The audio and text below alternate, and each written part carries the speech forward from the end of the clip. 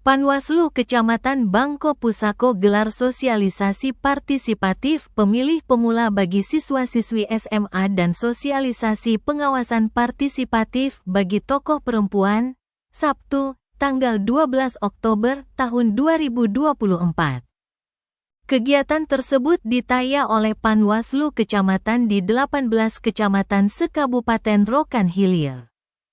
Hari ini jadwal Panwaslu Kecamatan Bangko Pusako yang melaksanakan dari pagi pukul 8 waktu Indonesia Barat untuk pengawasan partisipatif bagi pemilih pemula. Dan pukul 14 waktu Indonesia Barat untuk sosialisasi tokoh perempuan dan ibu-ibu rumah tangga. Yang menjadi sasaran sosialisasi pengawasan partisipatif, ungkap Ketua Bawaslu Rohil Zubaidah melalui Ketua Panwaslu Kecamatan Bangko Pusako, Saparudin, Sabtu, tanggal 12 Oktober tahun 2024. Ketua Bawaslu Kabupaten Rokan Hilir, Zubaidah, sedalam pemaparannya menyampaikan untuk menjadi pemilih cerdas dan berintegritas. Di antaranya, pertama, pemilih menggunakan hak pilihnya. Kedua, pemilih yang tidak menggadaikan suaranya demi materi atau uang.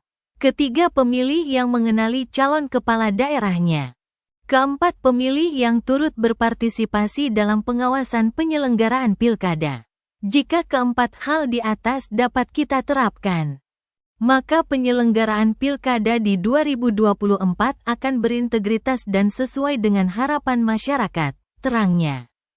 Dikatakan, pada pemilihan kepala daerah tahun 2017, pemilih perempuan sebanyak 21.111.687 pemilih dari total 42.447.727, 49,7%.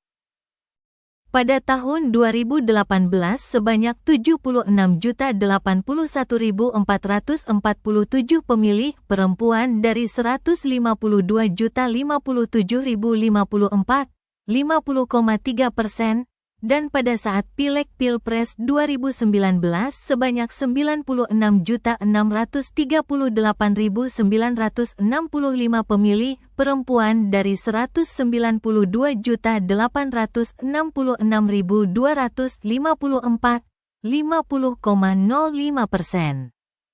Perempuan menjadi pendulang suara terbesar dalam setiap pemilu maupun pemilihan kepala daerah.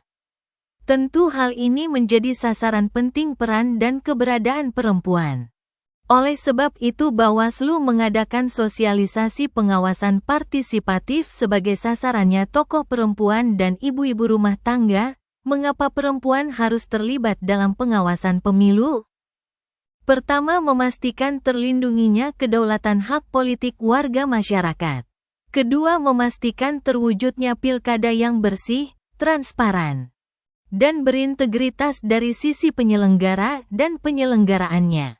Ketiga, mendorong terwujudnya pilkada sebagai instrumen penentuan kepemimpinan politik dan evaluasi kepemimpinan politik.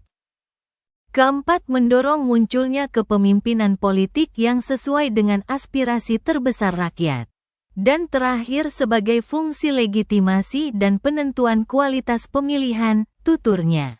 Disebutkan, sering kali perempuan menjadi sasaran politik uang dalam pemilu maupun pilkada. Keterlibatan perempuan dalam memenangi politik uang dalam pilkada bisa dihindari dengan cara diantaranya membangun kesadaran masyarakat untuk menolak politik uang.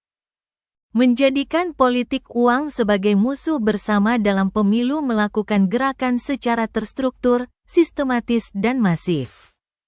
Kemudian, melalui kelompok perempuan untuk menangkap politik uang. Terakhir, saatnya perempuan bergerak memerangi politik uang untuk masa depan demokrasi yang lebih baik dan membangun pemerintahan yang bebas korupsi. Berbicara tentang perempuan tentu tidak akan pernah selesai. Perempuan diberikan kelebihan dan kemampuan dalam menjalankan tugasnya sebagai ibu rumah tangga dan juga menjalankan tugas pekerjaannya ataupun jabatannya, namun perempuan selalu dapat mengerjakan dan menyelesaikan tugas secara bersamaan. Itu mengapa peran perempuan dalam politik sangat penting karena perempuan bukan hanya sebagai pendulang suara saja namun perempuan juga punya andil besar dalam menentukan pemimpin yang sesuai dengan harapan dan peduli dengan perempuan, tutupnya. SR01